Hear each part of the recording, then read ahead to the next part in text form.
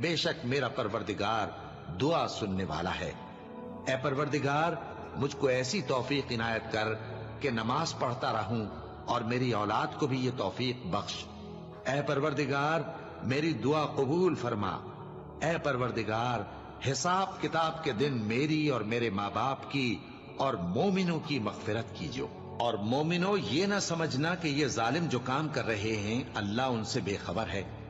वो इनको उस दिन तक मोहलत दे रहा है जबकि दहशत के सबब आंखें फटी की फटी रह जाएंगी और लोग सर उठाए हुए मैदान क़यामत की तरफ दौड़ रहे होंगे। उनकी निगाहें खुद अपनी तरफ लौट न सकेंगी और उनके दिल मारे खौफ के हवा हो रहे होंगे।